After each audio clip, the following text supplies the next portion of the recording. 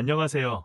열정리치입니다. 서울서 전용 면적 85제곱미터 이하면서 공시가격 5억 원 이하 단독주택, 빌라 등을 보유 중인 1주택자들의 청약 가점이 대폭 오를 전망입니다. B아파트 구입자를 청약 시 무주택으로 인정해주는 범위 확대 대상에 기존 주택 보유자도 해당되기 때문입니다. 이들은 한순간에 무주택자로 돌변하면서 주택 보유기간에 따라 청약 가점이 최대 32점, 무주택기간 만점 늘어나게 됩니다. 공급 부족에 따른 새 아파트 선호 현상이 심해지면서 가뜩이나 가점 인플레이션이 심해지는 청약시장이 더욱 과열될 것으로 우려됩니다. 11일 국토교통부에 따르면 88 공급대책, 국민 주거 안정을 위한 주택공급 확대 방안에서 B아파트 구매자를 청약 때 무주택으로 인정해주는 범위 확대 적용 대상에 기존 보유가구가 포함됩니다. 국토부 관계자는 빌라 등 B아파트의 취득 시점과 관계없이 모든 소유자에게 혜택이 돌아간다고 설명했습니다. 이번 조치는 주택공급에 관한 규칙이 개정되는 11월경부터 시행될 예정입니다. 정부는 88 공급대책에서 아파트로 쏠린 주택시장을 정상화한다는 목적으로 B아파트 구입자의 청약 시 무주택 인정 기준을 크게 완화했습니다. 실제로 올해 상반기 전국 주택 매매 시장에서 아파트가 차지하는 비중은 76.1%로 역대 가장 높았습니다. 국토부는 청약 때 무주택으로 인정해주는 범위를 수도권 기준으로 전용면적 60제곱미터 이하면서 공시가격 1억 6천만 원 이하 시세약 2억 5천만 원에서 전용면적 85제곱미터 이하면서 공시가격 5억 원 이하로 바꿨습니다. 이는 청약 시장에 큰 파장이 예상됩니다. 정부가 정의한 B아파트에는 단독 다가구 주택과 연립 다세대 주택,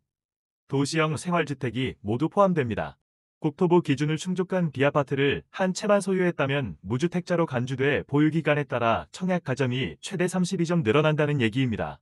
주택 소유 이력이 이것 외에 없었다면 생애 최초 특별공급 등 특별공급도 지원할 수 있습니다. B아파트 한 채, 아파트 한 채 등 주택 2채를 보유한 다주택자도 이번 조치로 1주택자가 돼 추첨제 청약에 도전할 수 있습니다. 이번 대책으로 새롭게 청약시장으로 유입되는 인구는 상당할 전망입니다.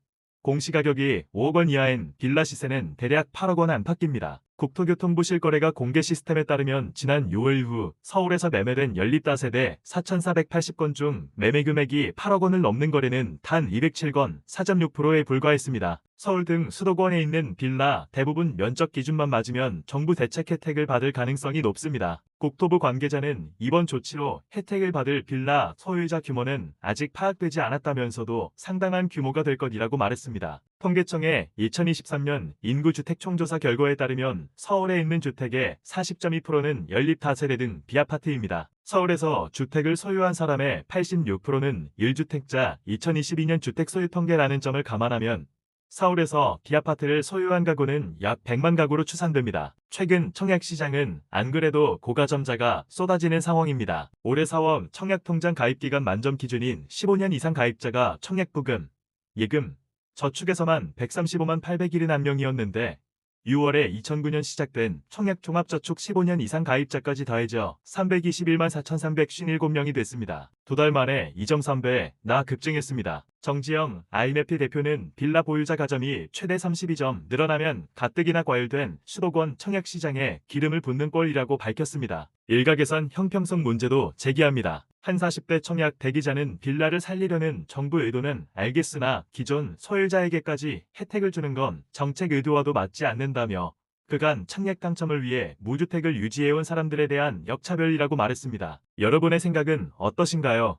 댓글에 의견 남겨주세요. 지금까지 열정이치였습니다. 구독과 좋아요는 사랑입니다.